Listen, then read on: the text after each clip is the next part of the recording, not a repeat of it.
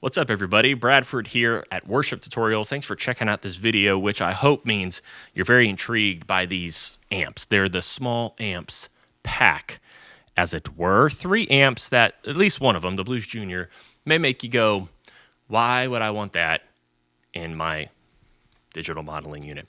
I get that because this is cheaper than an HX Stomp. It actually could be had used pretty easily for like less than a Podgo.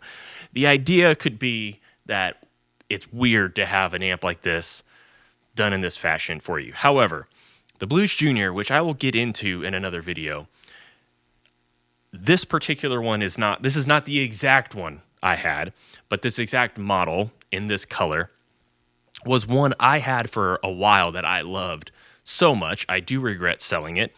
And now I have another one, but it's a little different, right? Because it's not the one. But I, at one point, got a Matchless Lightning thinking that I would love that over the Blues Jr, and I realized they're both great sounding amps because I have a Lightning now. I do love it. But at the time, I was not in a place where I could keep both. And I was like, I'm going to get rid of this Lightning because it is not what I want. Whereas the Blues Jr is amazing. So it's a Humboldt edition. If you know Andy, Pro Guitar Shop, Andy, he's now with Reverb. Pro Guitar Shop did a run with Fender called the Humboldt Blues Jr. Has a hemp cone speaker, an Eminence Cannabis Rex speaker. Takes drive way better, in my opinion. I liked it way more. I've heard my amp, the Humboldt, against like another standard Blues Jr, and I could just tell, I was like, the standard Blues Jr just seemed more boxy, stiff. It didn't really have a lot of life compared to this. So it's a really cool sound, and I loved it so much. So we found another one, and we decided we were going to put it in the Helix, the Quad Cortex, etc., etc. We also have a Tyler HM18, which is like a Matchless Spitfire kind of thing, a kind of sort of AC-15 kind of thing. Fun fact, it was owned by Aaron Gillespie of Under Oath.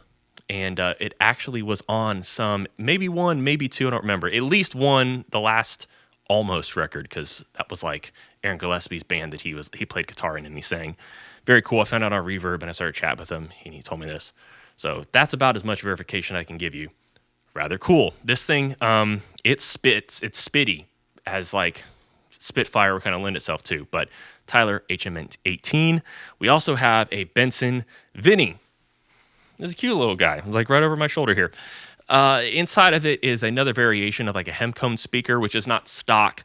So we opted to use my Chimera cab, which has the G12H30, which is normally stock.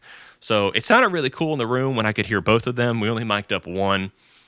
It sounds great. It rips. I'm not normally an amp overdrive guy. I really like this. I like using pedals. Really like this. So super cool. Because these amps are small, they don't have a lot of headroom. You can force that by just running amps a little differently, but I don't like that personally. And so because of that, and the nature of all these amps, we opted to put wet effects after in the chain if you're getting those presets, and the stereo imaging starts there. If you really want to, you could run 2 instances of the amp and run effects into the front. Any of these 3 would work well together. They're cool amps, and they're about the same size, which I find doesn't matter too much with digital. But any of these 3 would be really cool as a combo. The Blues Jr.